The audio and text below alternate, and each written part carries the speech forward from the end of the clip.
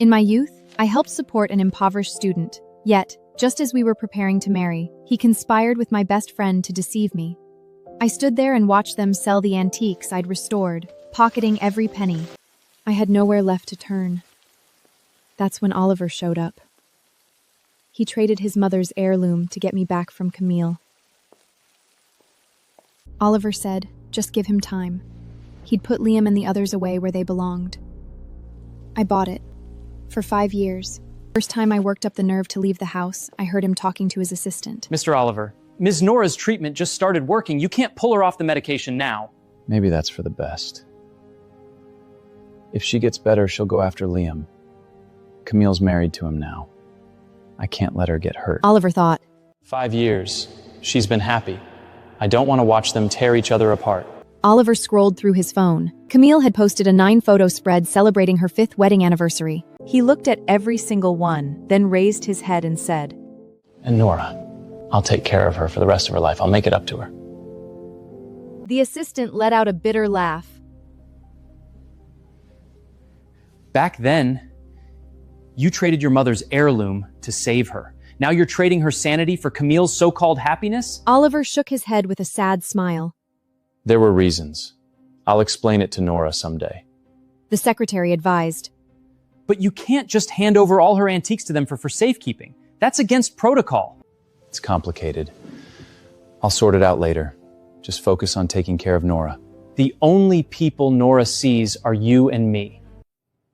I was hiding around the corner, shaking so bad I had to hold on to the wall. Could barely stand. Today was the first time I'd left that house. I snuck out behind Oliver's back, came to his office. Wanted to surprise him. I'd rehearsed what I'd say when I saw him 100 times.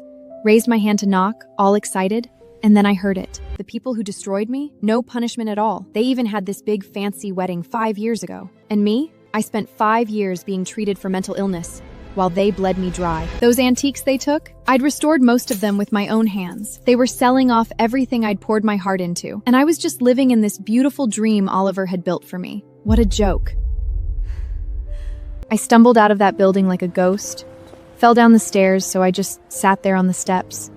Stared at the traffic for a long time. So long that Oliver was standing right in front of me before I even noticed.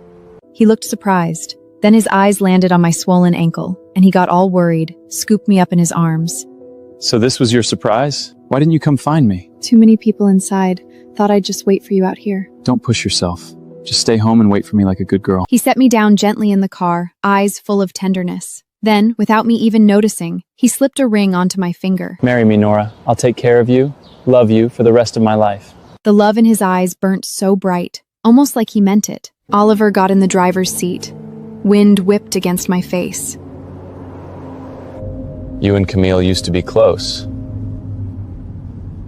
They're doing a vow renewal for their 5th anniversary. Want to go together? You've been friends since childhood, your childhood sweethearts. Any misunderstandings can simply be cleared up. Besides, didn't you say you wanted to get married on the same day? Whatever you think is best. 5 years. It's all in the past. Leave it to your husband. Nora just needs to be the most beautiful bride. You've been friends since childhood, your childhood sweethearts. Any misunderstandings can simply be cleared up. Besides, didn't you say you wanted to get married on the same day? Whatever you think is best. When we got home, I went to his scuddier, the one he never let me go into alone. Soon as I walked in, I saw it. A camera, right out in the open. These were from college. Oliver took them. Of Camille. And he'd kept them all this time. I put the camera back, opened his computer. Even the coming of age my parents gave me, he'd given that to Camille too. All that time, Oliver was taking such good care of me. I thought he was giving me love, companionship. Turns out I was just her ATM. All those times he went overseas, risked danger to photograph antiques for me, hunted down expensive broken pieces for me to restore. It was all for Camille. That was my inheritance from my parents. Kept in the dark, and I was actually happy about it. To them, I must have been the biggest joke. Clowning around without even knowing it. Pulled out my phone. Didn't hesitate. Bought a cruise ship. 3 days from now. Our double wedding. That's the day I'd run. Leave it all behind. Say goodbye to these 5 years. A voice from behind the door. Oliver, confused. Nora? I panicked, pulled the USB drive out of my computer, shut it down, and walked out of the room. Hey. You bought a cruise ship? For the honeymoon, after the wedding. I know you want to experience the maritime Silk Road. Your husband will go with you himself. He took my hand and pressed it against his chest, guiding me to feel inside.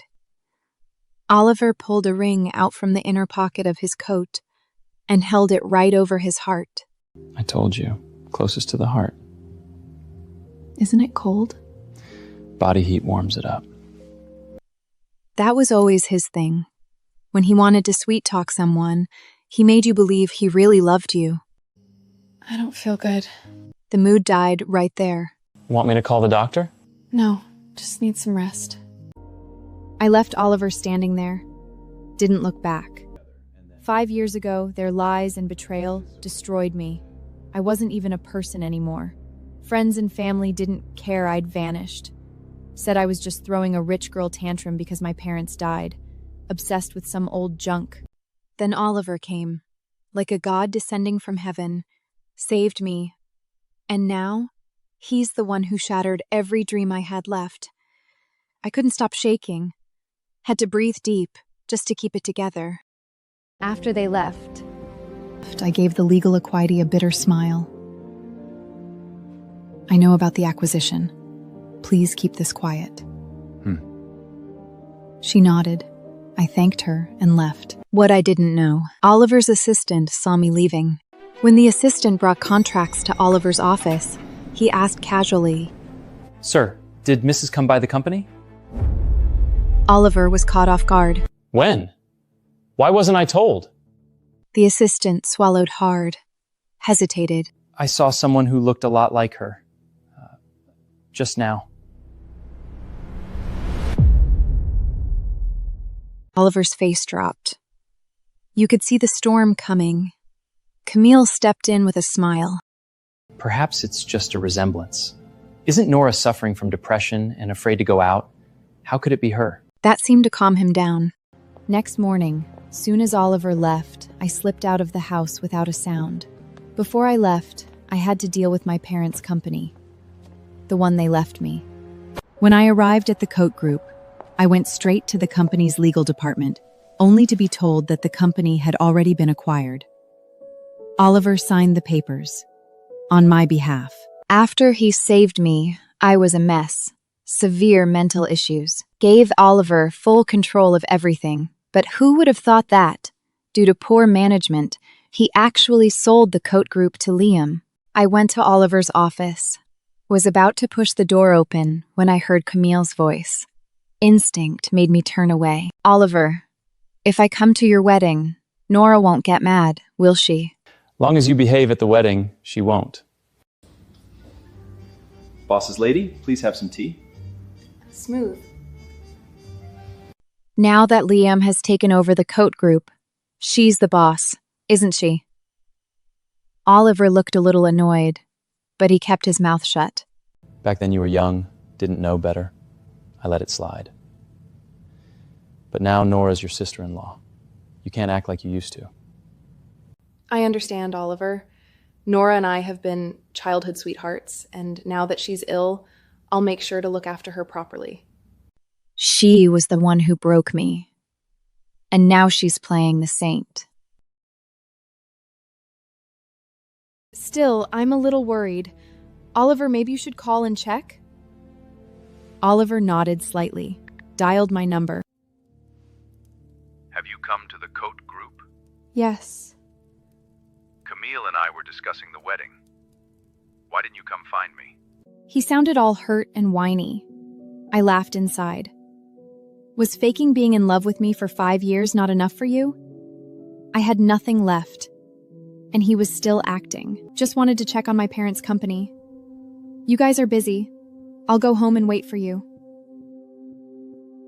There's a dinner tomorrow. Liam and Camille will be there. I'll take you to see them before the wedding. All right, I'll be there. Liam hosted this dinner to celebrate the acquisition of the Coat Group. Every move he made was for Camille's benefit. He took me along simply to lend legitimacy to Liam's takeover of the Coat Group. Cold sweat broke out on my skin. The wind hit me, and I felt it down to my bones. Oliver didn't come home that night, but Camille's social media updated right on schedule. A video, the ocean at night, waves rolling in the dark, deep, mysterious, and a figure next to her, blurry, but I knew it was Oliver. Finally decided where to go for the honeymoon. My fingers flew across the keyboard. Then I hesitated, finger hovering over send. I wanted to bet that Oliver remembered I wanted to experience the maritime Silk Road. Hope won out over fear. I replied to the message Oliver had sent asking where I wanted to go for our honeymoon. Oliver sent a voice message right away. Clear laugh. Whatever my baby wife says. His voice trailed up the end. That's how you knew he was happy. Of course Oliver was happy. Camille and I wanted the same thing. But he was so happy he forgot. I hate the cold. Also forgot that yesterday he promised to take me sailing. Time slowly slips away on the phone. I closed my eyes tight, turned off the screen. Next day, I waited for Oliver to send someone with my dress. Didn't even notice until the car pulled up outside. Oliver forgot me.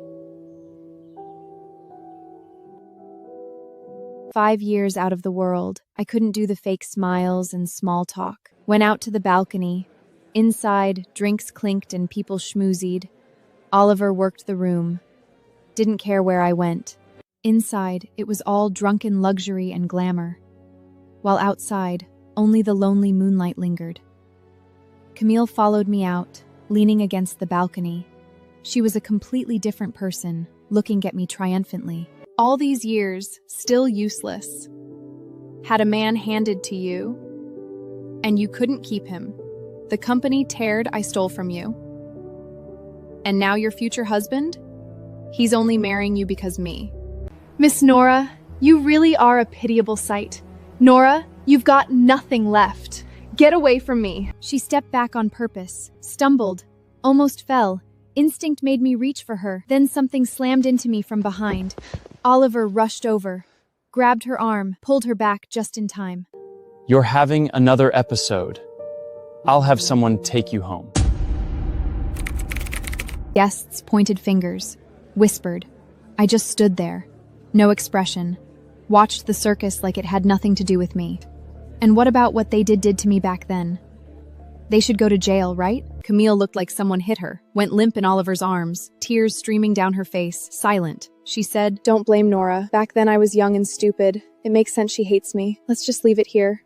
Consider it payback for what happened. I wronged Nora. Camille got all the good lines, and I was the crazy one. Oliver carried Camille out, left me standing there. The party ended early. Still had time. On a whim, I decided to go to the hospital, get a second opinion. Stayed in that house too long.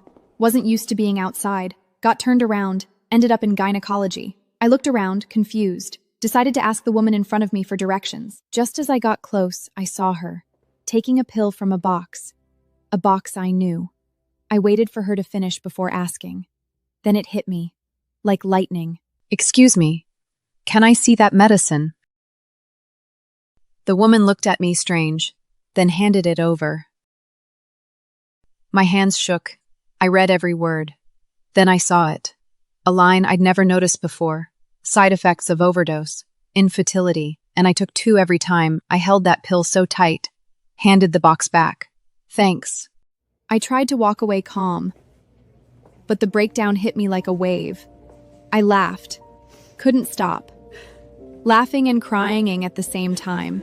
Tears streaming. Left that hospital like a crazy person. I wanted a baby once. When I was at my lowest, I begged Oliver, give me a child. Nora, you're not well enough to have a baby. Let's wait until you're stable, okay? I thought he meant once I got better, we could try. So I cooperated, did the treatments. Then the doctor told me, the illness, the treatments, I'd probably never have kids. I blamed myself, tortured myself. Why did I have to go crazy? And Oliver was right there, always soothing me, never stopped.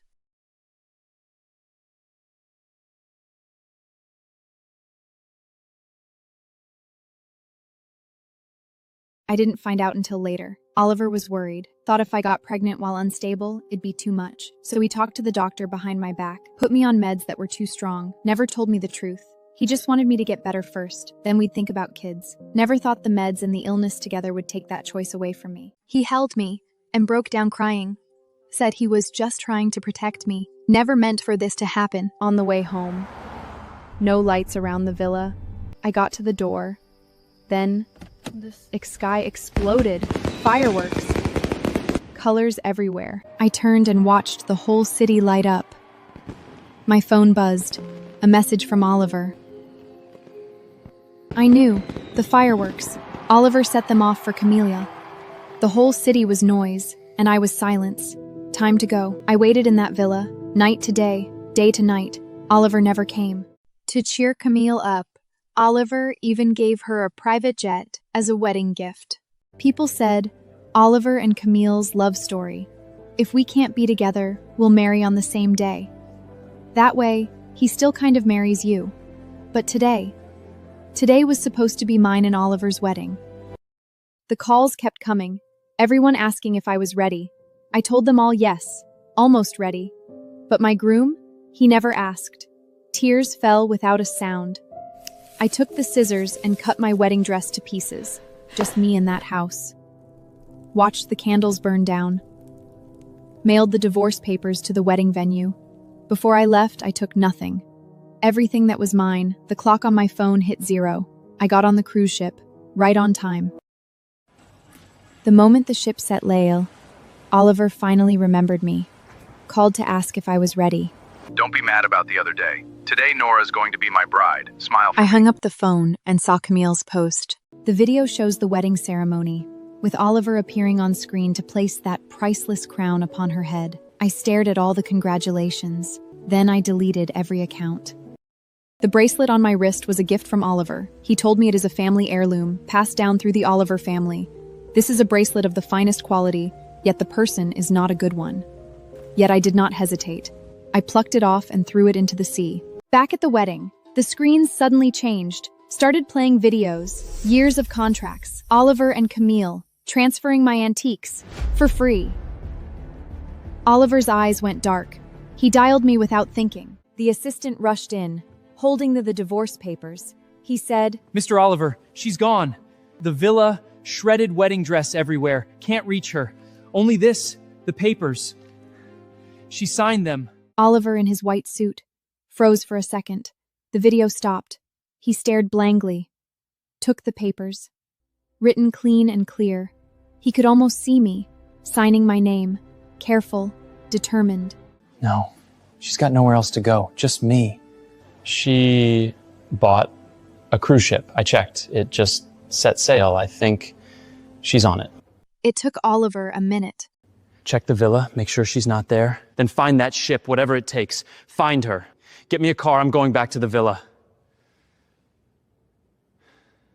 He started to leave. Camille grabbed his arm. Today, she was wearing a white pearl wedding dress. She looked absolutely stunning. Camille tried to keep him. Finish the wedding first, then go. Nora's gone. I need to make sure she's safe. Camille held on tighter. Nora's not stupid. She didn't get lost. She's probably on her way here. Look at all these guests. I can't handle them alone. Oliver, please help me.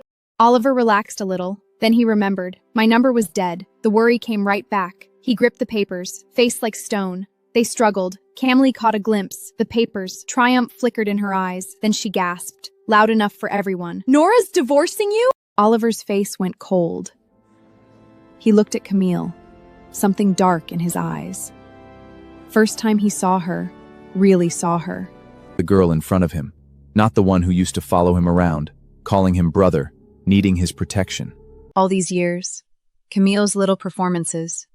He'd seen them 100 times.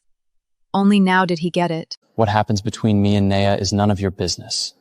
And those guests, your husband should be hosting them, not me. Camille didn't give up. Tried again, but Oliver didn't let her. Shook her off. Walked out. Thought it never crossed his mind. The woman who depended on him. That she might leave. I was so fragile. So broken. He'd held me for 5 years. His whole life revolved around me. Now I was gone. He never thought, not knowing where I was, could hit him this hard. Oliver drove like a madman. Headed home. One hand on the wheel, pedal to the floor, daring death on the road. Other hand scrolling. Every account I had, all gone. This user has closed their account. Even my ID, untraceable. It hit Oliver then.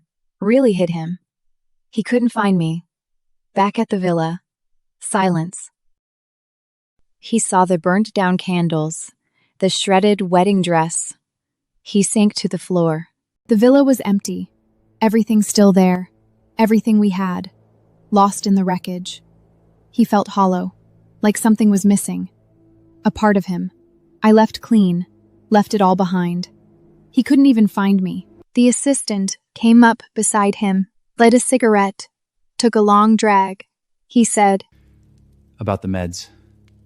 I warned you. Don't trade one thing for another. But you had to have it your way.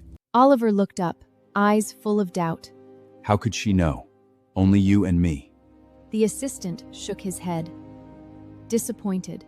Yesterday, she went to the hospital. Left crying and laughing. After her diagnosis. You wanted to avoid complications, so you pushed too hard. Aggressive treatment. She took those pills for 5 years. Of course she recognized them. It's the best thing. For both of you. Oliver stared into the dark night, eyes burning. I'll find her. Whatever it costs, I'll pay for it. What if she wants Camille in jail?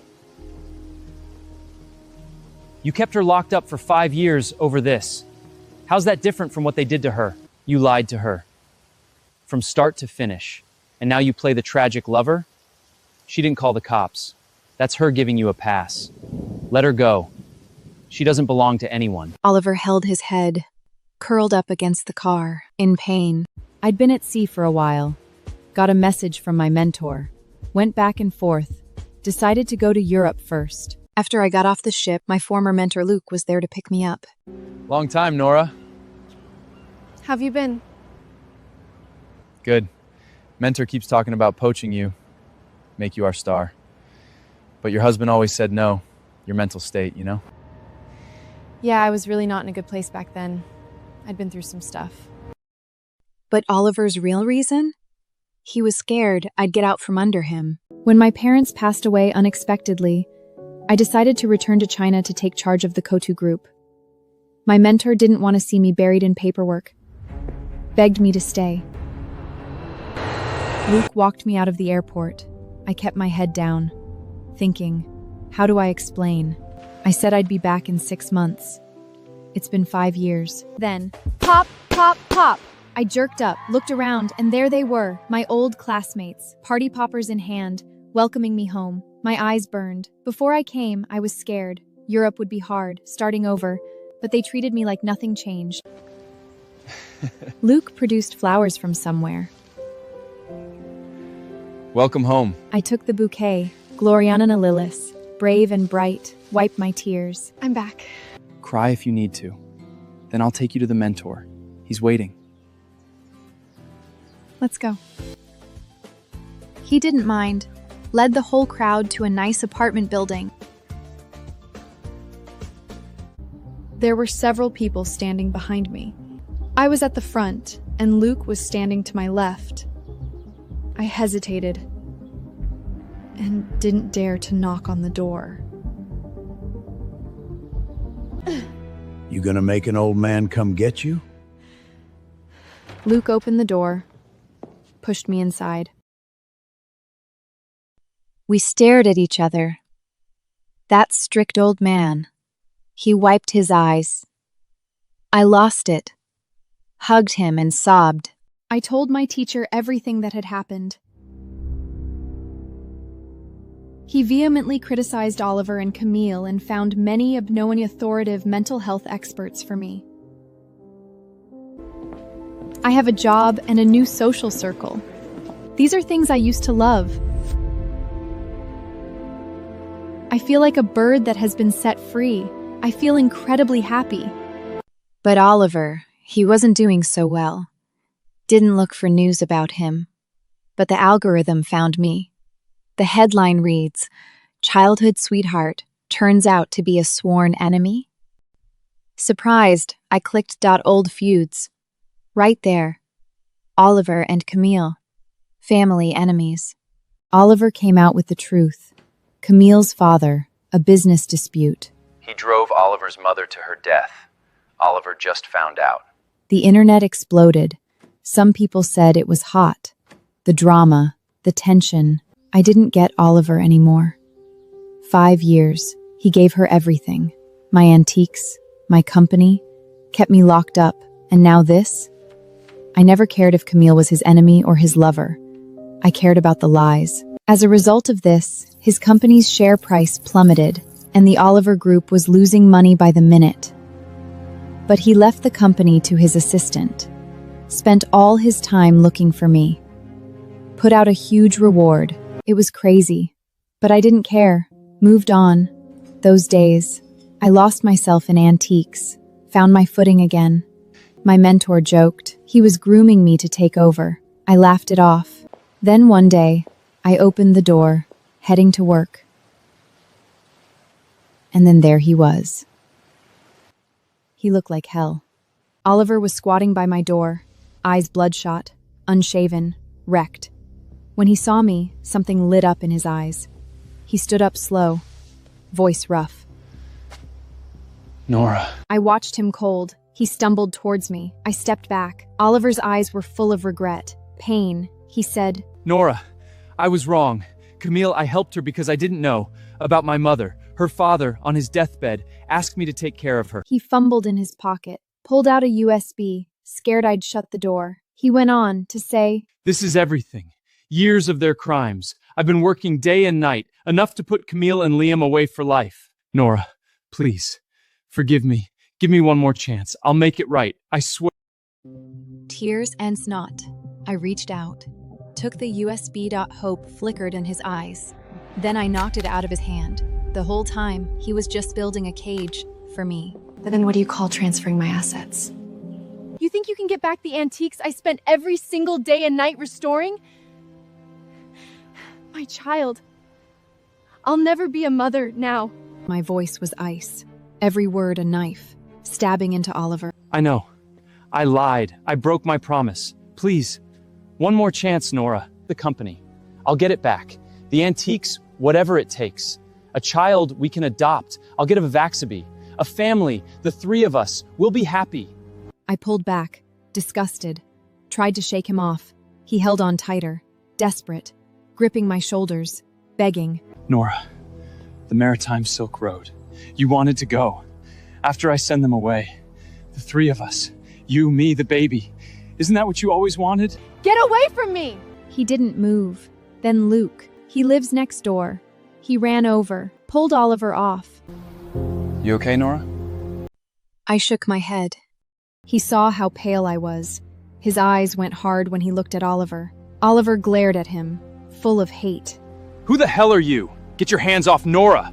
I'm Nora's classmate. Luke raised an eyebrow. Nora loves me. This is between us. None of your business. Luke almost laughed, shook his head, looked at me. Nora, this guy's lost it. Go inside. I'll handle this. I hesitated. Luke nudged me. I went in. Luke smiled, closed the door behind me. After a long while, Luke pushed the door open. He looked like a victor, in stark contrast to Oliver's miserable state. Oliver waited stubbornly at the door, bruised all over. In the end, his secretary, who had run over from abroad, took him away. Before he left, I can get revenge on my own. After Oliver left, I said to Luke, "Thank you." What's your plan? I looked at the sky, so blue. I need to go back, just for a few days. Okay. I'll come with you. We told the mentor we were taking a break, slipped back home. Back home, Luke and I hit every police station, every court. I've reported the Camille group, the Liam group, and the Oliver group one after the other. The evidence, their fraud, their schemes. I kept it for 5 years, finally used it. First to find me is Liam. Didn't see that coming. Nora, back then, Camille tricked me. I was always insecure. Thought I wasn't good enough for you. Camille got in my head. I was an idiot. I never wanted to hurt you. It was all her. I just wanted to prove myself, be worthy of you. All these years, I've regretted it every day. Please forgive me. I'll make it up to you. I said nothing. Liam, the poor student I helped when I was young, he stayed with the company after graduation. He was good, so I pretend to get engaged to him, to stabilize things. Didn't see the wolf underneath. Luke threw him out. Oliver didn't show. Then court. He came, brought a stack of evidence, testified for me. Liam's company, built on my back, it fell. It was over. I went back to Europe. 3 months later, my London studio was running smooth. 6 a.m. I woke up. The Thames outside my window, gray-blue, like an uncut gem. Out of habit, I ran my fingers over the fragments of the bracelet on the bedside table. It was the only thing I'd brought back from home, tucked away in a velvet box and locked in the very back of the drawer. Nora, morning meeting. You'll be late. Coming.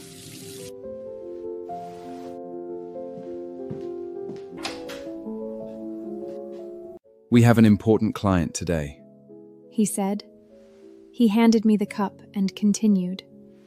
Someone from Sotheby's would like you to restore a batch of items salvaged from a shipwreck. I took the cup. My fingers brushed his cold hand. 6 months. He'd kept this distance. Close enough to warm. Far enough to breathe. Why me? He smiled, his ever-bright eyes crinkling into a lovely curve as he replied. Because you're Nora.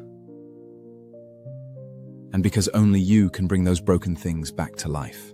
I sipped the hot chocolate, sweet warmth all the way down. 6 months. I'd restored so much. Never touched that velvet box. Some cracks can't be fixed.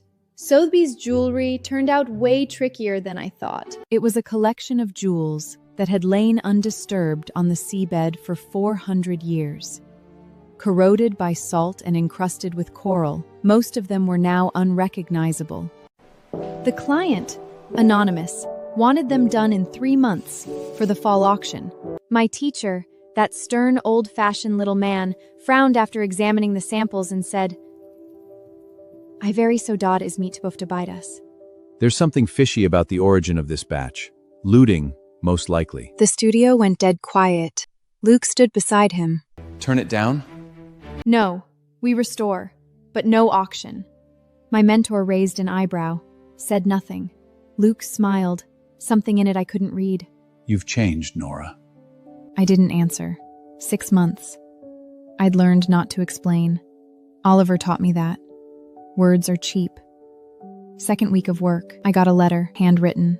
The envelope bore familiar English handwriting, the characters so neat they bordered to the rigid. I did not open it straight away, but placed it on the workbench and continued cleaning a piece of exquisite jewelry. Luke appeared behind me. Not going to read it? I know who it's from. Oliver? No, Liam. Luke didn't push. 6 months. He'd learned. When I mentioned those names, he stayed quiet. Not avoidance. Respect. The letter was shorter than I'd expected. Nora, those items were a gift from me. I know you won't accept my apology, but at least let me make amends in this way. They should have been yours, the girl who spent the whole day in the repair room. I folded the letter. Lit a match. You sure? What he owes me isn't material things. What he owes me is trust, loyalty, and the conscience that any decent person should possess. These things cannot be burned away, nor can they be mended. Nora, ever think that hating someone is exhausting? I don't hate him. I just don't believe him anymore. That's different. London's rainy season came. My work got harder. The piece of jewelry had a notch in it, shaped like a crescent moon. I tried 17 fillers. All of them looked like lies. You're chasing perfection. But restoration isn't about hiding the cracks. It's about making them part of the story. I put down my tools, looked at the rain. The Thames is a gray ribbon. Tower Bridge barely there. Mentor, do you regret it? Letting me go back then? The old man fell silent for a long while. Rain filled the room, murmuring like some ancient soliloquy. I regret not telling you before you left. Restoration is like life. It's not about making things the way they were. It's about accepting what they are now and deciding, keep the cracks or start over. That evening, I didn't return to my flat. I stayed in the studio until dawn and eventually repaired the crack using the kintsugi technique. The golden lines wound their way across the gray box like a bolt of lightning or a river. Not perfect, but whole. I didn't expect Oliver to find me in London. It was an ordinary Wednesday afternoon. I had just finished the last item in that batch. The studio doorbell rang. Luke went to answer it, then froze in his tracks. That voice came from outside, rough and sharp, like it traveled miles and miles to reach here, calling out, Nora. I didn't look up. I carried on polishing the surface of the jewelry box with a soft cloth. I know you don't want to see me, but I had to tell you myself. Camille and Liam, sentenced. 12 years, 8 years. They'll appeal, but the evidence is solid. Won't change. Congratulations. Like we were so stoned tilly my nat, like we were talking about the weather. Also, I've taken back the Coat Group. The legal documents are downstairs at your flat. Mr. Luke can sign for them on your behalf. I stared at him, lost in old memories. Oliver was thinner, hollow eyes, like a shell, but something in them still burning. The same man who begged at my door. You don't owe me this. I owe you more than this, Nora. I know you won't forgive me, but I had to finish this. Not so you'd come back, so I could sleep at night. Luke was behind him, hands clenched. I shook my head. Don't. I said his full name, first time in 6 months. Oliver. You know what's funny? He looked at me, like a dying man hoping. You finally learned to be honest. After you lost everything. I placed the cleaned porcelain into the bridge box. If you had done this 5 years ago, we wouldn't be where we are today. His shoulders fell, like a tower finally coming down. I know. The weekend after Oliver left, I did something. I took that velvet box to the Thames, opened it at dawn, broken jade, glowing in the morning light, like frozen moonlight. Luke stood back. Want me with you?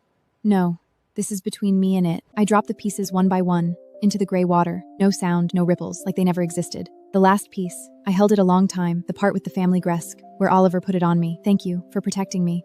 But I don't need protection anymore. When I let go, something left me. Not pain, not relief, something else, like closing a book, like rain finally stopping. Luke handed me a handkerchief. I didn't cry, but I took it. Where to? Back to the studio. 3 more pieces waiting. The fall auction. That Meng blue and white sold for 3 times estimate. A Hong Kong collector, donating them to a museum. Luke asked me at the celebration. You regret it? If you'd auctioned them, you'd have made a fortune. I looked at the porcelain pieces bathed in light in the exhibition hall. They were displayed in bulletproof glass cases, with labels bearing the names of the restorers. No, now they belong to everyone, not some private collection. That's what restoration means. Woke up hangover on the studio couch. Something in my pocket. A little pin. Gloriosa Lily, our studio logo. What's this? Welcome gift. Standing the Goodle Dock Duck, Leos then heim I can soother Gansdies. Tending the might to dimmerty the rye felise. Autoline to mighting half wonder. That was not you today. Thinking about how hard this journey has been. Yeah, but it's worth it.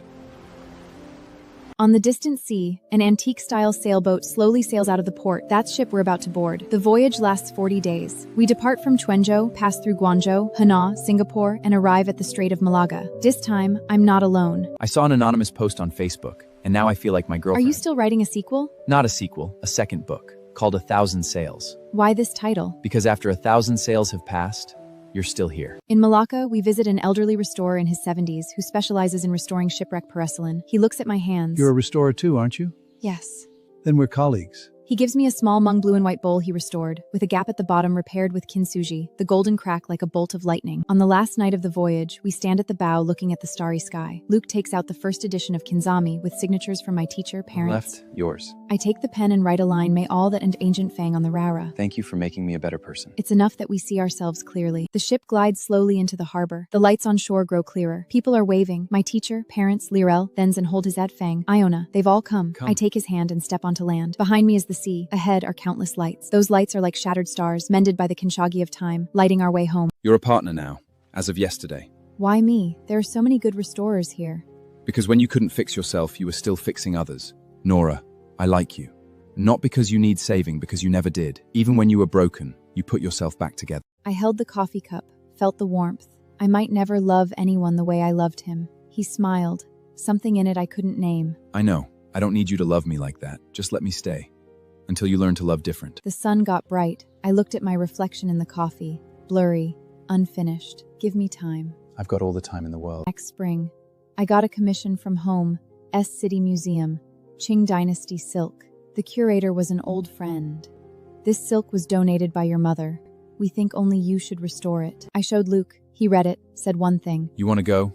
I'll go with you. We flew to Shanghai, then trained to S City. First home in 5 years. The air familiar and strange. Like opening an old box. Things inside long spoiled, but the wood still had the grain. The museum took care of us. A studio deep in the gardens, window facing a pond. Luke next door. Every morning, soy milk at my door. You bored? No nightlife? Nothing, you know? I have you. The silk was harder than porcelain, threads thin as hair, each one holding 200 years. I needed silence to work. Luke sat on the porch, read, looked at the koi sometimes. Third week. The curator came, brought news. Oliver died 3 months ago. I needed silence to work. Luke sat on the porch, read, looked at the koi sometimes. Liver cancer. During the time it was to signing the Thanaclit Group's documents, saying he wanted to make sure all the assets were transferred back into your name. My hand stopped.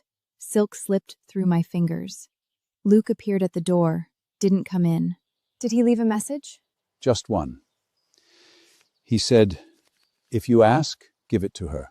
If not, burn it. Oliver's handwriting, worse than before, like he used everything to write it. I folded it, put it in the deepest drawer, didn't burn it, didn't treasure it, just another piece of paper. You okay? I don't know, just empty, like a chapter that should have ended. Finally turned the last page. He took my hand, warm, dry. Let it be empty. Blank is part of the page too. Autumn came. The silk was almost done. After the exhibit, Luke wanted to walk Pingjiang Road, the oldest street, stone worn smooth by centuries. What's next? Back to London. Work waiting. And then? I want to see where the Maritime Silk Road started. Quanzhou? Or Guangzhou? Luke's eyes lit up, like someone lit a lamp inside. As a person. Or whatever you want me to be. I looked at him. 6 months. He'd become part of my life, like the studio lamp, like morning coffee. I never asked if this was love. Now I realized I didn't need to know. Okay. But you buy your own ticket, he smiled, bright in the autumn lights. We got on that old-style sailboat in Quanzhou. The captain was a man in his 60s, his bronzed skin etched like an ancient map by sea winds and light. Upon learning I was a restorer, he eagerly showed me every artifact aboard his vessel, all hard-won treasures he had salvaged over decades. These aren't worth much, but every piece has a story. He said, Luke at the bow, wind in his hair. I walked over. What are you thinking? First time I saw you. During class, you actually spent 2 whole hours arguing with the professor all over a single porcelain bowl. Everyone else thought you were simply stubborn, but I felt something different. This girl truly has a passion for it. Now I've learned that breaking isn't a flaw, it's part of history. Just like these ceramics, just like this ship, and just like the way I've learned to accept you. Imperfect, yet whole. Luke's eyes in the twilight, like the sea, like time, like restored things coming back. Third night, a storm hit, worst I'd ever seen at sea. The boat tossed, mast creaking like it would break. Captain ordered everyone below. Luke stayed, helped me secure the Antides. He shouted over the wind. They'll break! Let them break! You're more important! This is the first time I've admitted that there is something far more precious than the porcelain I've spent my entire life guarding. Luke froze for a moment, then broke into a smile, one that looked utterly mad beneath the glare of the lightning. In the evening, we sat in the cabin. The storm had passed, and moonlight streamed in through the porthole, painting a silver square upon the floor daw. He asked careful. What you said today, you mean it? Which part? You're more important. That part? I meant it. I went on, but I don't know what it means. I might never give you everything you want. I might fall apart some night, ignore you all day over a broken piece. Can you take that? He said. I can take more than that. I can take 50%, long as it's real. I can take you remembering him, long as you don't want to go back. I can take all the not perfect, Nora, because I never fell in love with perfect. The cabin quiet, just waves against the hull. Oliver lost everything, health, money, freedom, before he saw what he felt. Me, I lost everything, then saw how I deserved to be loved. Let's try. I said, no promises forever, just honesty. Luke's eyes wet in the moonlight. He leaned in, kissed my forehead, soft, like prayer, like handling something newly unearthed. Enough. He said. For me, this is enough. 40 days at sea, Quanzhou to Guangzhou, Hanoi to Singapore, then Malaya. Every port. I found local restorers, learned their ways. Luke documented, camera and words, saving it all. One night he said, "We should write a book about the restorers of the maritime Silk Road. Not academic, just stories. "What stories?" He looked at me, soft. Stories about how broken things get put back together. Stories about people." The book came out later, called Gold Repair, one line on the title page. For everyone who broke and chose to be whole anyway. Back in London, next spring, my mentor flew in from Italy, brought wine, aged years. "You look different. He studied me. I asked for him. Whole? You've softened. The person you used to be was like a piece of porcelain repaired too perfectly. Now you have cracks, Nora. And those cracks make you warm." I looked at Leek. My mentor asked. "Him?" Me. But he showed me. Soft doesn't mean break again. 40 days at sea, Quanzhou to Guangzhou, Hanoi to Singapore, then Malaya. Every port. I found local restorers, learned their ways. Luke documented, camera and words, saving it all. One night he said, "We should write a book about the restorers of the maritime Silk Road. Not academic, just stories. "What stories?" He looked at me, soft. Stories about how broken things get put back together. Stories about people." The book came out later, called Gold Repair, one line on the title page. For everyone who broke and chose to be whole anyway. Back in London, next spring, my mentor flew in from Italy, brought wine, aged years. "You look different. He studied me. I asked for him. Whole? You've softened. The person you used to be was like a piece of porcelain repaired too perfectly. Now you have cracks, Nora. And those cracks make you warm." I looked at Leek. My mentor asked. "Him?" Me. But he showed me. Soft doesn't mean break again. The days after, quiet. Like those afternoons in the studio. Luke and I worked, traveled, collected stories of things broken and put back. Sometimes I thought of Oliver.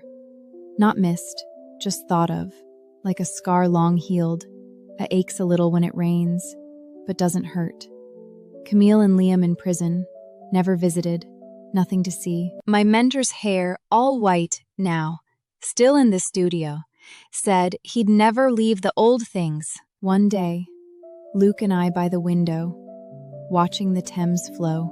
If you could do it over, would you go back? I thought a long time. Yes, because breaking taught me how to be put together. Without it, I wouldn't be me.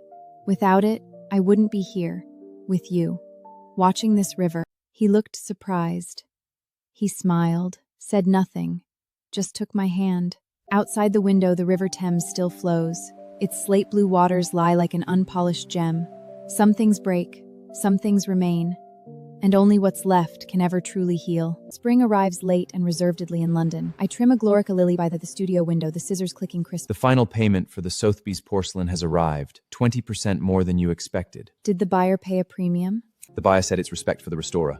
The buyer is Chinese. My scissors hang in midair. Luke slides the account book to me, on which is written a name, Charles. I put down the scissors and trace the 3 letters, Charles. The name feels familiar, as if sealed away for a long time. "Nora, your uncle is here." Uncle? My father's own brother, who vanished after my parents passed away. I have never met him, and he didn't show up at their funeral. Charles is about 50, dressed in a well-tailored dark navy suit, with slightly graying temples, and bears some resemblance to my father. You look just like your mother. What can I do for you? He pulls a yellowed photo from his pocket and lays it on the workbench. In the photo, 2 young men stand in front of an antique shop. One is my father, the other is a young Charles. Your father left you more than just antiques. Charles says my father had a secret overseas account holding records of a patch of cultural relics. These national treasures were lost overseas, and my father spent most of his life tracking them down. He planned to tell you after you took over the company, but they had the accident before he could. Why are you telling me this? Charles falls silent for a moment. Outside the window, the Thames glints like broken gold. Because all these years, I've been chasing these things for your family. Nora, you can take your time to think about this. No need. I want to know everything. As soon as I finish speaking, Charles's phone rings. He glances at the screen and his face changes drastically. They found out. Nora, your father's disappearance was not an accident. Your father's disappearance was not an accident. These words hit my chest like a heavy hammer. Luke hurries to my side. Charles hangs up and pulls a yellowed envelope from his inner pocket with 4 handwritten words, "For Nora only." This was mailed to me 3 days before your father's accident. I open the envelope, which contains a letter and a map. The handwriting is scrabbled and urgent. Charles, I've found where they're hidden, but someone else is looking too. If anything happens to me, give this map to Nora. Tell her not to trust anyone. The rest is blotted out with ink. Including who? I've tried everything. I can't restore it. I spread out the map.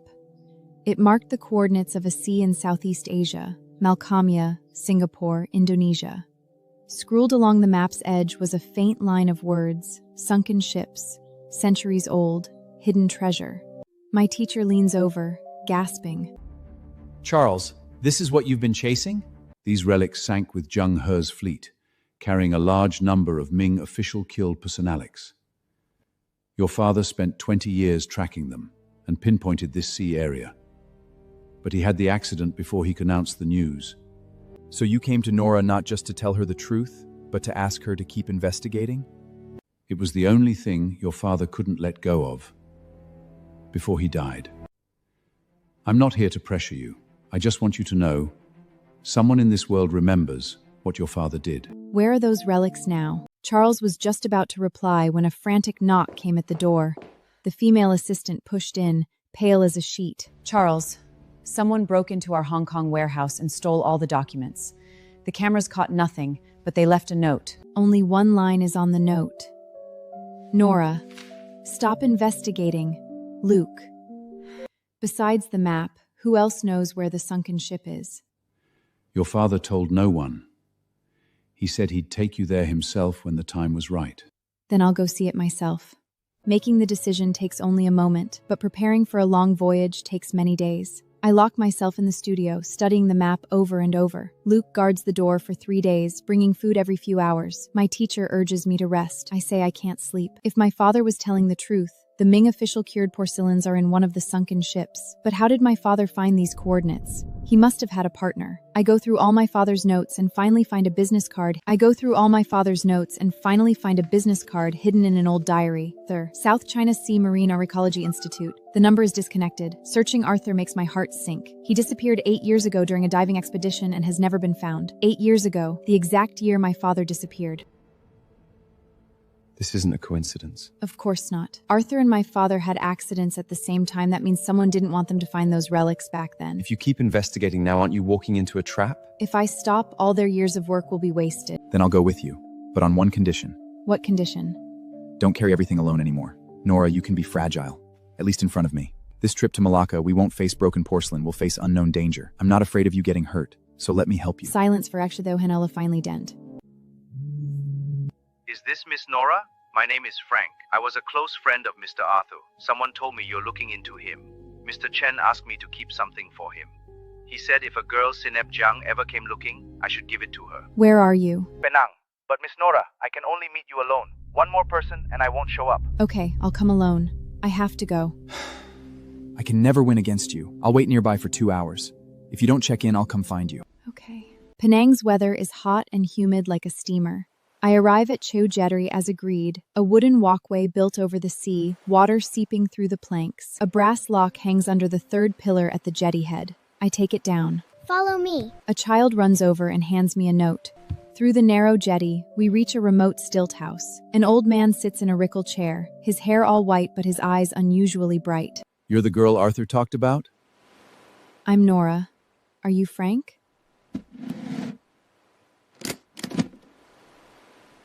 This is Mr. Chen's diving log. The last entry is the day he found the sunken ship. I turn to the last page. The date is exactly 1 week before my father disappeared. The log reads, "Today I found the sunken wreck near the coordinates." The log ends abruptly. The next few pages are torn out. What was on the torn pages? Arthur said those contents couldn't stay. He told me to show you only this and to say one thing. There's a hidden compartment at the bottom of that ship. What's inside is what those people really want. He pulls a photo from the bottom of the box. It's blurry, but I recognize a jade Buddha. A line is carved on the base, made in the Yongle reign of the Great Ming. My fingers start to tremble. A Yongle Sarah jade Buddha is priceless. Arthur said this is just one. There are at least a dozen relics of the same grade in the hidden compartment. I clench the photo. Where are those things now? Frank is about to speak when the door bursts open. 3 masked men rush in. The leader shoves him aside and lunges for the notebook and photo in my hands. I protect them instinctively but get pushed to the ground. At the critical moment, a roar comes from outside. He clearly didn't listen to me. The key turns halfway in the lock, then suddenly stops. Muffled kermas come from outside, then footsteps fade quickly. Luke and I wait 5 minutes, then carefully crack the door. The hallway is empty. A note hangs on the doorknob. He even knew about the cabin. They found even this place. We can't stay here. We check out overnight. At dawn, we find a family inn with no surveillance. Charles arrives in the afternoon with 4 men. One elder man is George. He bows slightly to me. Miss Nora, Charles has been kind to us. These are some materials from our investigations over the years. I open the file bag. Inside are photos and reports. Who are these people? The people who followed your father back then. We've investigated for 8 years and identified an organization. On the surface, an antique collectors association. In reality, they specialize in trafficking lost cultural relics. Your father stood in their way, so they... This is the mastermind, codenamed Sir. No one knows his real identity, but we suspect he holds extremely high social status in both Hong Kong and Southeast Asia. I stare at the blurry side-po photo. I don't know him. But I catch a flash of hesitation in his eyes. That night, Luke enlarges becomes clearer. Don't you think this man's jawline looks a bit like someone? Charles arrives in the afternoon with 4 men. One elder man is George. He bows slightly to me. Miss Nora, Charles has been kind to us. These are some materials from our investigations over the years. I open the file bag. Inside are photos and reports. Who are these people? I lean closer to the screen. My heart skips a beat. That outline really does look like someone. Someone I thought I'd never see again in this life. No, impossible. I lie awake all night. At dawn, I'm woken to knocking. George hands me a newspaper. But the consigner is an anonymous collector. Which anonymous collector? Christie's. Civil reports porcelain was also canned by an anonymous collector, and that was surnamed Zhang Charles. A chill runs down my spine. Luke thought of that too, he said. Your uncle? Not necessarily, but I have to ask him to his face. Charles is eating breakfast, his expression calm. You knew? I only saw it this morning. Nora, you don't suspect me, do you? You previously asked Nora to restore porcelain as an anonymous collector. Now another anonymous collector is auctioning sunken ship relics. Don't you think it's too much of a coincidence? I admit, I asked you to restore Portland to test your ability. I wanted to see if you were worthy of taking over your father's cause. Worthy? Nora, you don't know what your father was up against. That organization has political and business connections. Your father had an accident because he underestimated them. I don't want you to go down that path too. Charles's eyes redden. Then why did you give me the map? Why drag me into this? Because your father's last call was to me. He said if anything happened to him, I must tell you the truth. He's about to continue when his phone rings. He glances at the caller ID, and his face pales. The screen shows Christie's. He answers and puts it on speaker. Charles, we have some new findings regarding the batch of Ming Cortion you consigned for auction. I can explain. Fine, explain. Are those porcelainics yours? Yes and no. I bought them on the black market. Some of the sunken ship's relics were looted. I consigned them to Christie's not for profit, but to draw the snake out of its hole. Draw who? That organization. They won't let these relics go. A public auction will make them show themselves. It's too risky. I can provide security. We have a boat. Nora, I want to go to the sunken ship's location to see how many relics are still left on the seaford. You're a restorer. Only you can judge their value. Will you come with me? If you can help me, there's no limit to what I can... Luke objects at once. But I look into Charles's eyes and say, I'll go. But Luke isn't coming. You stay here as backup. If something happens to me, contact the police and the media. Then I'll wait for you to come back. 1 month. If you don't check in, I'll bring the world's media to find you. Okay. On the day we depart, Penang is pouring rain. George's boat is a modified fishing vessel, shabby on the outside, equipped with advanced navigation and communication inside. Get on board. The waves grow stronger after the boat leaves the port. I sit in the cabin, my stomach churning. Charles brings hot water and sits opposite me. Did you and my father do many things like this back then? Many. Your father was a madman, unafraid of death. Once we hit a typhoon, the boat almost capsized, and he was still taking notes. I said, you're crazy. He said, some things are more important than life. Like what? Like those relics that have lain on the seadead for hundreds of years. He said they hold history, they hold culture. To let them be lost overseas is to be a sinner. Why did you split up later? Because of your mother. She thought I was too dangerous, always taking him on high-risk missions. After you were born, your father decided to return home and settle down. and I chose to stay on this path. A ship is coming toward us ahead. 3 speedboats moving fast. Who are they? I don't know, but they don't come in peace. Should we turn around? Keep going. If they're coming, they'll come sooner or later. The 3 speedboats close in quickly, forming a fan formation. George orders alert. Hand over the map. Who are you? You don't need to know. Hand it over, and we'll let you go. Otherwise... The map is with me. Let me speak to your leader. Miss Nora, I've long heard of you. Your father and I have some old scores. I don't want to carry them over to you. Hand over the map, and you can leave safely. What if I refuse? Then you'll stay in this sea forever, just like your father. I grip the walkie-talkie, my palms sweaty. Luke's face flashes in my mind. He said he'd wait for me for a month. I won't die here. I can give you the map, but on one condition. I want to know exactly what happened to my father. Did you do it? Your father was a smart man, but too stubborn. He found our sunken ship. We gave him a chance to back out. He wouldn't listen. So you... He didn't die at our hands. He just disappeared. No one ever found his body. Maybe he's still alive, maybe not. What? My father might still be alive? I said he disappeared, believe it or not. Now, the map. Are you crazy? That's the only clue your father left you. It's better than all of us sinking to the bottom. The map is here. Send someone to get it. A speedboat approaches. A masked man jumps onto the deck. I deliberately slip my hand, and the sealed bag falls into the sea. The masked man lunges to the side to grab it, and George subdues him from behind. Roars come over the walkie-talkie. But just then, searchlights suddenly light up the distant sea. A white patrol boat speeds over, flying the flag of Malaysian Maritime Enforcement Authority. It's the Marine Police! The speedboats scatter and flee. The Marine Police board to inspect, and we hand over the masked man. The storm calms temporarily. But I know this is only the beginning. Those people are determined to get the map, and they've just told me shocking news. My father might still be alive. The boat continues toward the sunken ship's coordinates. I stand at the bow, looking at the sea after the rainstorm, a rainbow spanning the sky in the distance. Father, if you're still alive, where are you? The boat sails for 2 days and 1 night, finally reaching the coordinates marked on the map on the 3rd morning. The sea is calm. The technician scans the seabed with sonar. An object about 30 meters long and 8 meters wide appears on the screen. A sunken ship. We found it. I'm going in. I'll go. I'm the restorer. George checks my gear. Stay behind me. Don't go more than 2 meters away. I put on my breathing apparatus and flip into the water. The seawater is icy cold, visibility low. Amid churning sand, I see the sunken ship. The hull is half buried in sand with a broken dragon head carving on the bow.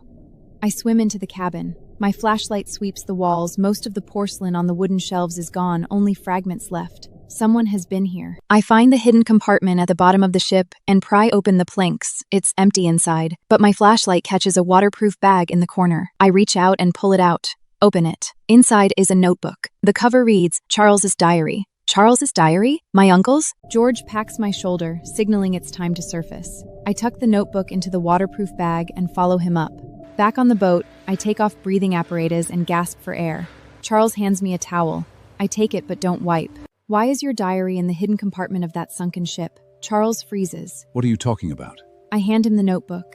He opens it, his face turning pale. This isn't my handwriting. I examine it closely. The handwriting is delicate and neat like a woman's. I keep turning pages. One section is blurred by water, only a few words legible. My name. My heart races. I turn to a complete entry. Today I found an iron box in the hidden compartment. Inside are more than a dozen jade artifacts. All Yongle-era imperial pieces. Richard said if these are made public, they'll shock the entire arlogical world. But he can't make them public, because someone is following us. Richard is my father. Who wrote this? Who could dive with my father? I recognize this handwriting. Who is it? Your mother. The air freezes. My mother... Your mother studied archaeology in university. She met your father during an internship. Your father's knowledge of culture was actually taught by her. But she died when I was 12 of a heart attack. She was a brilliant woman. That's what the official report says. But your father never believed it. He thought your mother's death was related to that organization. I sit on the deck, my legs weak. My mother was doing something dangerous too? She was also a target of that organization? My phone vibrates. I open the message. Luke says. I text him back. I stare at the message. Dragon Court? That name was mentioned in my mother's diary. Why would they cut off their own income unless they have a bigger goal? The boat is heading back. I stand at the stern, watch a sunken ship's location. My phone rings again. Miss Nora, this is Frank. Someone came to see me after you left, asking about your parents. They said if you still want to see your parents, stop investigating. My parents? They're still alive? The line is silent for a long time, then hangs up. It's late at night when we return to Penang. Luke waits for me at the pier. Seeing me safe, he sighs in relief, but when he sees my expression, he tenses at once. What's wrong? I tell him what happened on the boat, my mother's diary, the looted sunken ship. He silences for a long time. What do you plan to do about your mother? What do you plan to do about your mother? Are there clues in the diary? What opened them up? There's veil the unknown place about the old place. The old place. I was little. My parents often took me to my grandpa the Lout house, in a Jiaosu de Sauten. The old house has a basement my father never let me enter. After my mother died, my father never took me again. Could it be there? I decide to go back. But before going to Jiangsu, I need to handle the auction house matter. The next day, Luke and I fly to Hong Kong. The Christie's director refuses to reveal the consignor's information. I take out a copy of my mother's diary was forged from a South China Sea sunk ship. It belongs to China's cultural heritage. I need to discuss this with the legal department. He's stalling for time. We're from the Commercial Crime Bureau of the Hong Kong Police Force. Miss Nora, someone has reported you for suspected involvement in illegal cultural relics trading. Please cooperate with the investigation. This is a frame-up. Freeze. I pat his hand and say to the officer, "Okay, I'll go with you." Inside the interrogation room, they asked me many questions about my work, my father, and that shipwreck. I answered each one, concealing nothing. By the time I walked out the door, it was already late. Luke was waiting for me at the entrance, his eyes bloodshot. He said not a word, but simply held me in a tight embrace. I thought you wouldn't get out. I'll be fine. But they're investigating you, Nora. Someone wants to put you in prison. Luke, I'm so tired. I know, but we can't stop. If you stop, those people win. I found out who reported you. William, Oliver's former lawyer. Oliver, the man who died almost a year ago? I arranged to meet William. He's a man in his 60s, wearing gold-rimmed glasses. Mr. Oliver entrusted all his legal affairs to me before he died. He left a will for you, a U.S. drive. Nora, if you're seeing this video, I'm organization. Someone saw him on a small island. He isn't dead. He just can't come back. Your mother isn't dead either. They're alive, but in hiding.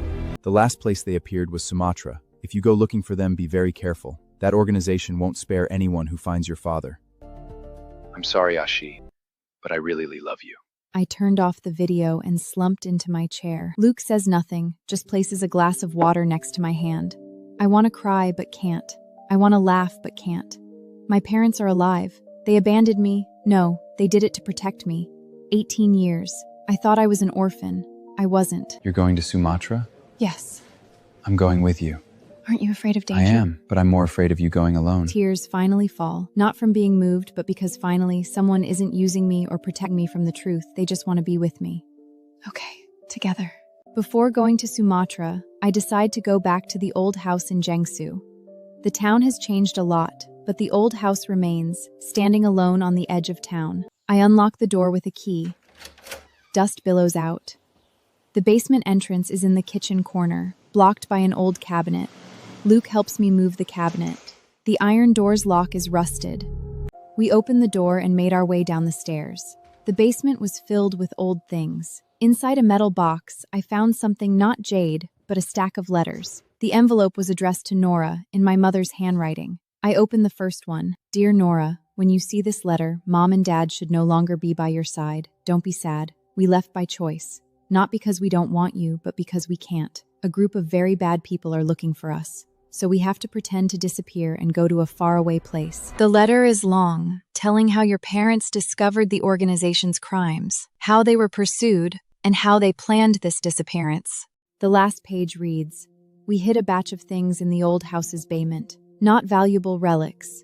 Evidence. If we don't come back, give this evidence to the police.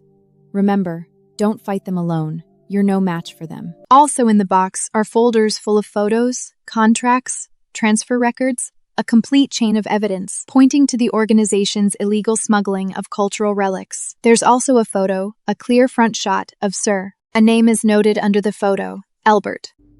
This name is not unfamiliar to me. He's a famous Hong Kong antique dealer and an old friend of Oliver's mother. Oliver mentioned him many times before his death, calling him a respectable elder. But now I know he's likely the core figure of that organization, the one who forced my parents to disappear. I was going through the contents of the chest, and at the bottom I found a map tucked inside a book. It was marked with 3 coordinates, one for the sunken wreck and the other two somewhere on Sumatra. I'm guessing these two coordinates should be your parents' hiding places. We're about to leave when a car sound comes from outside.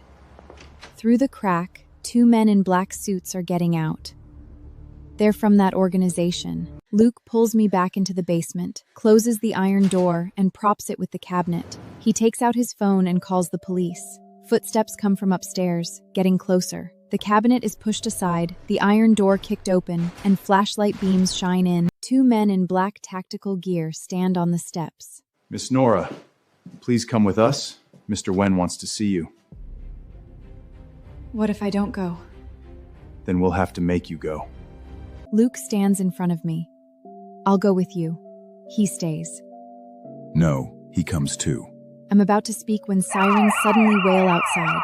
The two men in black exchange their gone when the police rush in. The local police take statements. I don't tell the whole truth. It's dawn when we leave the police station. I stand on a small bridge, looking at the river in the morning light, suddenly feeling powerless. Nora, are you okay? I'm fine. I'm just wondering if I should keep going. You can quit. No one will blame you. But I'll blame myself. My parents have been in hiding for 18 years, and Albert is still at large. I organize the evidence found in the old house into a complete file and send copies to Interpol, the National Cultural Heritage Administration, and multiple media outlets. I also contact the police, requesting a reinvestigation into my parents' disappearance. Luke uses his connections to contact an investigative journalist, Ione. She's in her early 30s, short-haired, sharp-eyed. If the evidence you gave me is true, it'll be the biggest cultural relic smuggling case of century. But do you know who's backing this organization? Albert. It's not just him. The backer is far more powerful than he is. That's why no one has been able to touch them for all these years. Then what can we do? Create public opinion. Release the evidence to the media in batches. When public pressure is high enough, the government will have to act. I hesitate. Doing this might put my parents in danger. I can't guarantee your parents' safety. But if you do nothing, they'll have to hide for the rest of their lives. I recall the words in my mother's letter. They chose to disappear to protect me and to keep fighting. If I helped them finish what they started, they'd be proud. Okay. Pleasure working with you. We board the plane to Sumatra. Sumatra, Pekanbaru. My parents are hiding deep in the jungle north of this city. Luke and I hire a local guide, Henry, when he hears we're going deep into the jungle. No one lives there. It's dangerous. Tigers, snakes, and bad people. What bad people? Thieves and robbers. They have big ships and ship things from the sea. Ship what? Antiques. Henry drives us into the jungle in an old pickup truck. The road narrows us until it becomes a muddy path. We get out and walk. After about 3 hours, Henry suddenly stops and puts a finger to his... We hide in the bushes and look through the branches. People. Two off-road vehicles are parked in a clearing ahead, with 5 or 6 men patrolling. Behind the clearing is a row of simple wooden houses. It's them. My heart races. Could my parents be inside those wooden houses? We can't rush in. We're too few. We pull back to a safe distance. Henry leads us along a small path deeper into the jungle. We camp by a stream after dark. I sit by the campfire. Luke hands me compressed biscuits, but I have no appetite. If they're there, how do we save them? First confirm their location, then go out and call the police. Interpol has procedures. It'll take at least several weeks. Then we wait a few weeks. I can't wait. I've been looking for them for 18 years. They're right in front of me now. If you rush in and get hurt, your parents will suffer more. We've come this far. A few more days won't matter. Early the next morning, we scout with a drone. People are indeed locked inside the wooden houses, but we can't see who they are. Just as we're about to pull back, a figure stepping out of one house makes my heart nearly stop. It's a woman, with white hair and a hunched back. 18 years have passed, but I recognize her. It's my mother. I almost run out. Luke holds me tight and presses me down in the bushes. Tears blur my vision. Mother is less than 200 meters away, but between us are patrolling men and countless unknownings. I use the drone to record the entire area lookout, then retreat. I'll find a way. Don't do anything reckless. 3 days later, Charles arrives with George and an Interpol agent, Agent Fang. We've been watching this outpost for 2 years. It's the organization's main transit station in Indonesia, but we've never had enough evidence to apply for a raid warrant. We have it now. If this material is authentic, I'll contact headquarters immediately. 2 days later, Interpol approves a joint operation. Indonesian police, Interpol, and Charles's team raid the outpost simultaneously. Let her go. They're her parents. We arrive outside the outpost at dawn. The operation begins. Sirens and shouts mix. Through binoculars, I see people scattering from the wooden houses. A woman crouches on the ground with her head in her hands. It's Mother. Outpost secured. Hostages are safe. Hostages? Your parents were under house arrest here. They weren't living freely. The organization found them and locked them here to force them to reveal where they hid the relics. I run desperately toward the clearing. Police set up a cordade, but no one stops me. I push through the crowd and see Mother. She's painfully thin, her hair completely white, her eyes staring blankly ahead. Nora? Mom, you've grown so much. Dad. Nora, Dad is sorry. I shake my head. 18 years. The three of us are finally reunited at this jungle outpost. After my parents are rescued, we first go to Jakarta. The medical team examines them. Mother is weak, and Father's leg is permanently disabled. Both have old and new scars on their bodies. In the hospital ward, I hear their story over all these years. We had to disappear back then. The organization had found out we were investigating them. If we hadn't disappeared, they would have found you and used you to threaten us. We changed our names and hid in a small village in Sumatra. 5 years ago, they finally found us and locked us in that outpost, forcing us to tell where we hid the relics. We wouldn't speak, so We hid those relics in a place even they can't find. Why didn't you give them to the police? We tried. The news leaked. They arrived before the police. From then on, we knew we couldn't trust anyone. Then do you trust me? You're the only one we trust. He gives me a set of coordinates. A month later, my parents' conditions improve, and we set off for that location, a cave inland in Sumatra, its entrance hidden behind a waterfall. On the rock wall deep inside the cave, more than 10 waterproof boxes are stacked. Opening the boxes, we find perfectly preserved jade, porcelain, and gold imperial treasures from the Yongle era. 87 pieces in total. I rescued them from the sunken ship's hidden compartment. Hid them for 18 years. Agent Fang contacts China's National Cultural Heritage Administration. An expert team comes to Indonesia to register and approves them. These are national treasures. Thank you for bringing them home. Parents decide to return together to the old house in Jiangsu to spend their remaining years at the airport. Nora, will you come back with us? I still have things to do. I'll come back when I'm done. Where to next? Hong Kong. To find Albert. Upon my return to Hong Kong, I compiled my parents' evidence into a comprehensive dossier to the Independent Commission Against Corruption and several media outlets. I arrange a meeting with Albert, with the Tsi Bisley painting on the wall. Nora, I've all you admired you. I came to know why did you do all this? What do you think I did? Smuggler relics, and he being involved in harming yours. They were looted. Migra all did was buy them back and resell them. It's just business. But you didn't go through legal channels. How many of the artifacts in those museums were acquired legally? Just because they stole them doesn't mean they can keep them, but it's unreasonable for me to buy them? Ms. Nora, don't you think that's a huge double standard? What you say might make sense, but how many families have you torn apart? The organization was a whole, and I was just one limb goods, but other things were done by other people. Who? You'll find out, but not now. You didn't come here today to hear my explanation. You came to declare war. I came to tell you your organization will soon be dismantled. The files have already been sent. Albert turns to look at me. Then let it fall apart. I'm tired too. I leave his office. Being honest, people around me? Who? That anonymous text keeps me up all night. People around me? Charles, George, or Luke? Impossible. Luke has always been with me, saved me, never wronged me. But that text forces me to re-examine every detail. The next day, I meet Ione alone. After hearing my doubts, Ione says, the person around you isn't necessarily him. It could be Charles, or your assistant Laurel. She knows a lot about your uncle. She was there every time information leaked. I think back being followed at the Penang Hotel, the attack on the old house, the location where my parents were held. Laurel heard about all of them during calls. Ione helps me check Littorel's background. The report shows her father was once Albert's partner, arrested for smuggling years ago and died accidentally in prison. She was adopted by Albert and later joined Charles's company. She's a spy Albert planted next to your uncle, but she might not truly work for him. Albert is suspected in her father's death.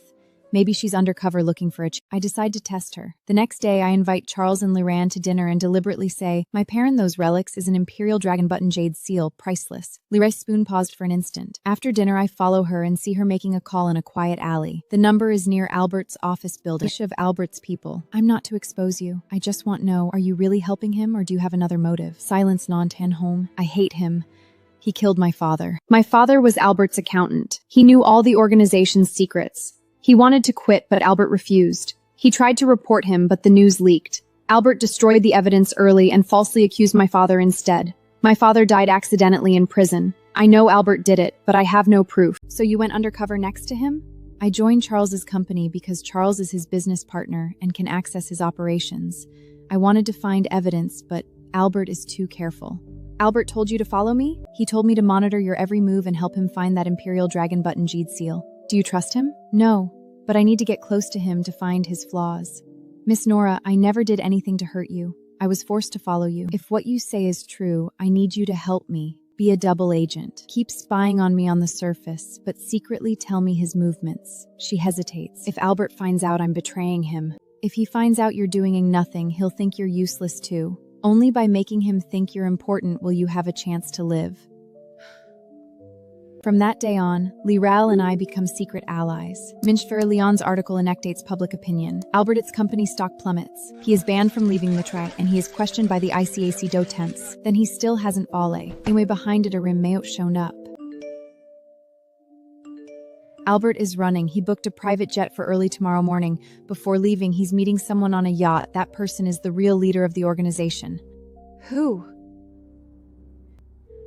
I stare at the photo, trembling all over. The person in the photo is a face I know all too well, Luke. He stands next to Albert, wearing a black suit, his expression cold. My hands shake so much I can barely hold the phone. Luke is part of that organization? Impossible. He saved me countless times, blocked a knife from hotel, accompanied me to find my parents in the Sumatra jungle. But I also recall details. He always appears by side the first ovation. Is it coincidence or arranged? I decide not to confront him yet, but investigate secretly. While he's not looking, I go through his bag. Inside is an encrypted phone I've never seen before. I don't touch it and put it back. That night, I call Luke to the hotel rooftop. Victoria Harbor glows brightly under the night sky. Luke, I need to ask you something. What's your relationship with Albert? His face changes. Not panic, but a complicated look mixed with pain and relief. Albert is my mother's cousin. After my mother died, he sponsored my education and got me into the restoration business. At first, I helped him appraise antiques. Later, I found out they were smuggled. I argued with him and said I quit. He said if I quit, he'd give the evidence to the police and accuse me of smuggling. He threatened you? Yes, but after meeting you, I didn't want to work for him anymore. I thought about leaving, but I was afraid he'd hurt you if I did. He told you to get close to me? He told me to find out where your parents hid the relics from you. I did as I was told, but I never told him the key clues. Then why did you save me? Nora, my feelings for you are real. Loving you while betraying your trust. He cries. It's the first time I've seen him cry. You know what I hate most? It's not betrayal. It's deception. Oliver lied to me for 5 years. You said you wouldn't lie to me. I didn't lie to you. I just didn't tell you the whole truth. It's the same. Me here feast lie on you like your existence is a time bomb. Nora, I won't work for him anymore. I can be your witness and help you testify against him. You can also hand me over to the police. It's up to you what to do with me. I don't need you to testify against him. I just need you to leave. Leave me, leave London, leave all this. Go back to where you came from and start over. Let's pretend we never met. This is the greatest mercy I can give you. Nora. Go. I walk down the rooftop without looking back. A suppressed cry comes from behind me. Back in the room, I close the door and slide down to the floor. Tears still fall, against my will. Early the next morning, Laribel tells me Luke has checked out and taken the early flight back to London. Before leaving, he sent her a message. Protect Naya. I stare at that message, mixed feelings in my heart. Over the next few days, Lirel, Iona, Agent Fang, and I form a temporary alliance. Lirel continues undercover and steals Albert's escape route, depart by yacht, transfer to another ship on the high seas, and sneak to South America. He plans to act next Friday night, Lirel says. Agent Fang contacts police from multiple countries for a joint operation codenamed Clean Sea. I call Luke. The call connects. A long silence. His voice is tired and hearty. Nora. I need you to help me. Albert is running. Help me confirm his exact departure time and route. You want me to betray him? You already decided not to work for him anymore, didn't you? This isn't betrayal, it's atonement. Okay. Friday night, Agent Fang and I monitor Albert's yacht from a Marine Police command boat. At 1 a.m., Luke sends the confirmed route. At 2:15 a.m., the yacht enters the edge of Hong Kong waters. Move in. 3 Marine Police speedboats closing. Searchlights blaze down on the yacht. The yacht tries to speed up, but is forced to stop. Agent Fang leads a team aboard. 10 minutes later, the radio crackles. Secured. Albert is under arrest. I let out a long breath. Agent Fang says, Albert wants to see you. On the yacht deck, Albert sits in the cabin, hands cuffed, expression calm. When he sees me enter, he smiles faintly. Thank you, Miss Nora. For what? For setting me free. I've been running this operation for 30 years. I'm tired. Who is the real mastermind? He shakes his head. There is no mastermind anymore. From today on, it's all over. He is led away. My phone rings. It's Luke. Did it go well? It did. Albert is under arrest, and you... I'm free too. Nora, can I come back? I stare at the distant light for a long time. Give me some time. The news of Albert's arrest shocks the world. Interpol announces the seizure of more than 3,000 cultural relics, with a total value of over $3 billion US. It's the largest cultural relic smuggling case ever solved. My parents call from Jiangsu. Mother cries for a long time. Father's voice chokes. Nora, Dad is proud of you. Charles comes from Hong Kong, stands before me, and bows solemnly. I'm sorry I lied to you before. I understand you did it to protect me. I help him up. Where is Luke? I don't know. After returning to London, I lock myself in the studio. My teacher comes to see me and sighs. After returning to London, I lock myself in the studio. My teacher comes to see me and sighs. Are you punishing yourself or those porcelainics? Teacher, am I being too cruel? Cruel to who? To Luke or to yourself? He came to see me and cried. He said he did wrong, doesn't beg for your forgiveness, just wants to make amends. How does he want to make amends? He wants to get back that Imperial Dragon Button Jade Seal. The Imperial Dragon Button Jade Seal? Who has it? Before Albert was arrested, he transferred the Jade Seal to someone, Liam. I immediately call Agent Fang. Agent Fang says Liam behaved well in prison, has been transferred to a low-security prison, and has outdoor work privileges. Albert transferred the Jade Seal through him. Liam refuses to reveal where the Jade Seal is. I need to see him. In the prison visiting room, Liam is much older than a few years ago. His eyes still light up when he sees me. Nora, you came. Where is the Imperial Dragon Button Jade Seal? If you forgive me, I'll tell you. Do you think you're in a position to negotiate now? The Jade Seal isn't with me. That person said if you ever came asking, tell you one thing. If you want the Imperial Dragon Button Jade Seal, come to the old place. The old place? That's all he said. Nora, I'm sorry. Your sorry is worthless. The old place. Mother used that word in her diary too. The cave where my parents hid the relics is what they called the old place. I go to find Father. His face changes when he hears that I'm going to work for the enemy. Only one person besides me and your mother knows about that cave. Who? Your uncle, Charles. The official repatriation ceremony for the recovered treasure was held at the White House Museum in the U.S. As the donor, I was invited up to the stage to give a speech. Standing on that stage, facing the crowd and cameras down below, I suddenly got super nervous. Luke sits in the front row and nods slightly at me. This treasure was guarded by my father and mother for 18 long years. Today it's finally coming home. And this is the destined end for every cultural valley once lost overseas. Thunderous applause. Mother and father sit below. Mother cries, and father's eyes redden. After the ceremony, the National Cultural Heritage Administration appointed me as a special restoration expert. My parents took me back to our old family house. That night, the three of us had a reunion dinner in the yard. Nora, does that senior brother of yours have feelings for you? I glance at Luke helping wash dishes in the kitchen and blush. Mom and Dad don't object. Dad asked about you today. Asked what? Asked if you have feelings for me. What did you say? I said I don't know. Do you know now? It's okay. Luke, I forgive you. But I need you to promise me one thing. From now on, no secrets from me, no matter how hard it is to say you have to tell me. Okay, I promise. After returning to London, life seems back on track. Studio orders are booked until next year, and I start remotely participating in projects for the National Cultural Heritage Foundation. Thank you, Miss Nora. You should thank yourself. Albert's case enters judicial proceedings. Oliver's lawyer, William, voluntarily hands over some relics collected quietly in prison. Inona's article wins an award.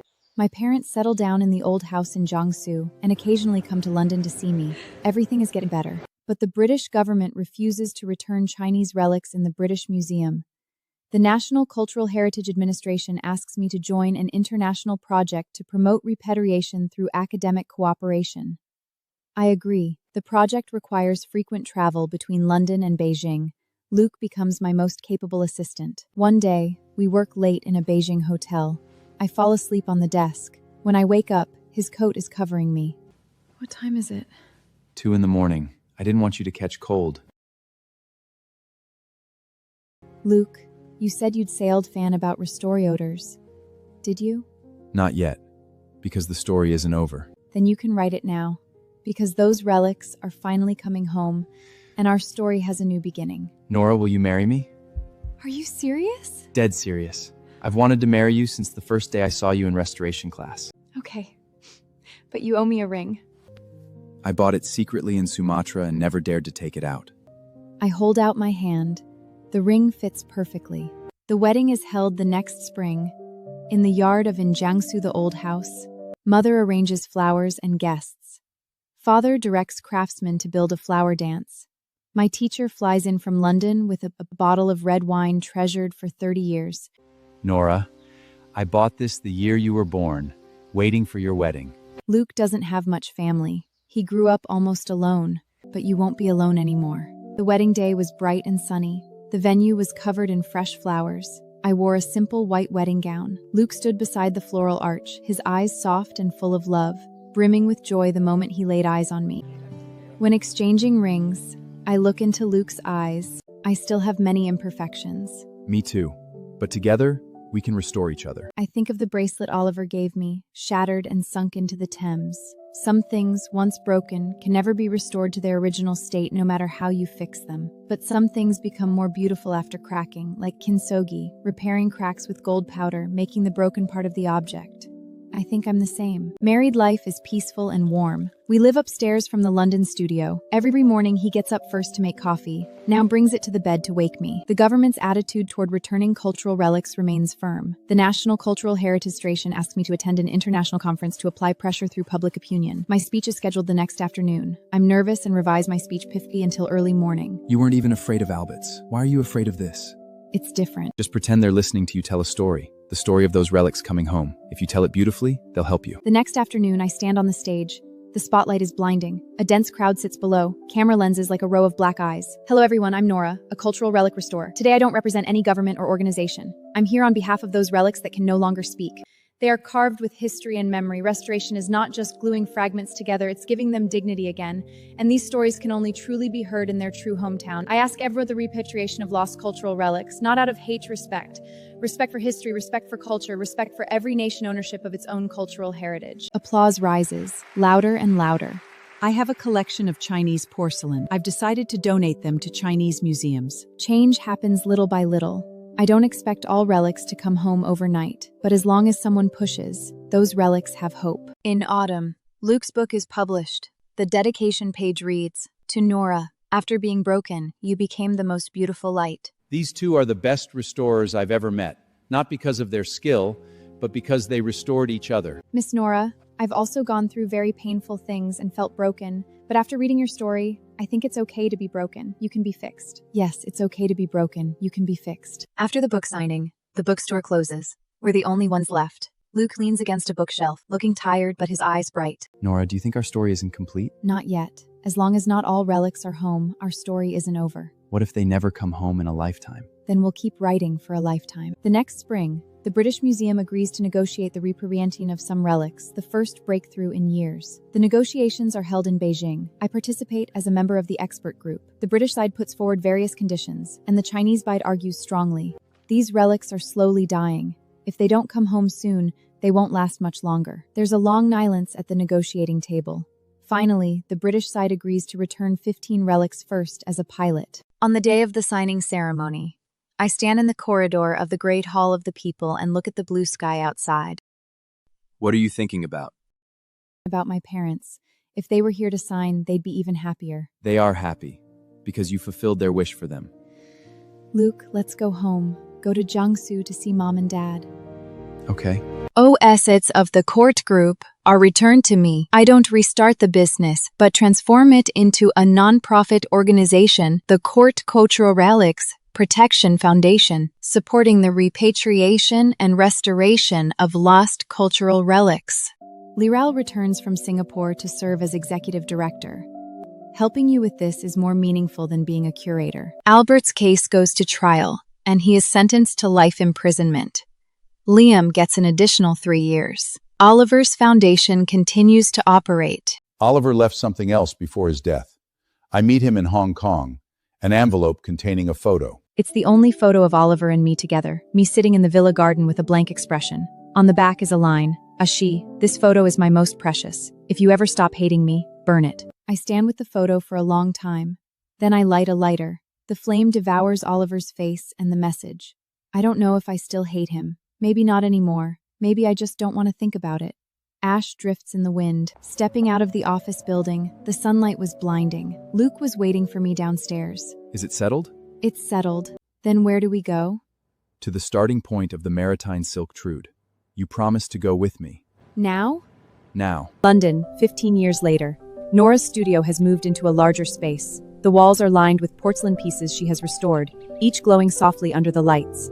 On the windowsill, her Gloriosa lily has multiplied, filling the pan with bright orange petals that look like butterflies ready to take flight. Mia, 22, has just graduated from the UCL Institute of Archaeology. Standing by the window, coffee in one hand and phone in the other, she's lit by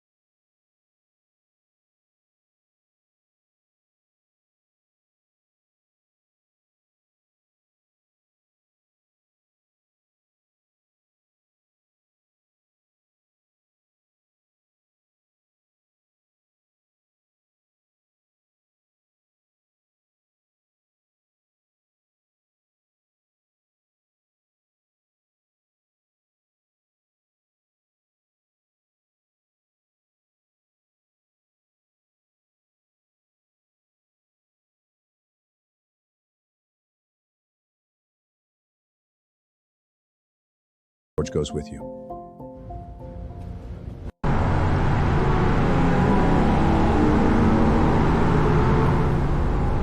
It's too dangerous. Who is Camille? He worked for Titan for decades. His hands aren't clean. You go alone if it's a trap. Dad, if he wanted to hurt me, he wouldn't have left the map and ledger. Those would put him back in prison for 10 years. He's making amends. He just needs someone to witness it. I'll go with you. No. Mom, he asked for me. If you come, he might not show. Nora and Luke exchanged a look. Luke sighed, pulled an old notebook from the shelf. The cover read, Asterisk, investigation notes, Titan case, asterisk, paper yellowed, edges frayed. This is what your mom and I kept when we hunted Titan. It has Owen's details and Camille's habits, his tea, cigarettes, how he walks. Might help. Send your location every 2 hours. Remember, safety first. The next day, Mia and George flew to Shanghai, then took high-speed rail to Jingdezhou. Fields and white-walled, black-tattled villagers of the Jiangnan water towns slipped past the window as the train rode into dusk. Jingdezhen's old district still holds ancient kiln ruins.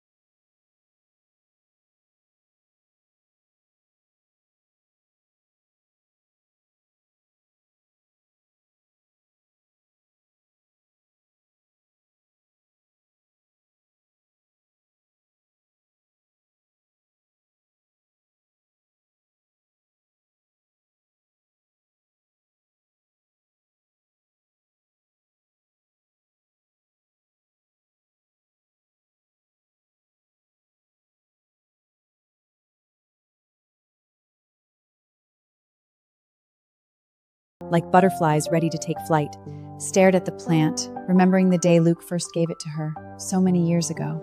Time passed, but some things never changed.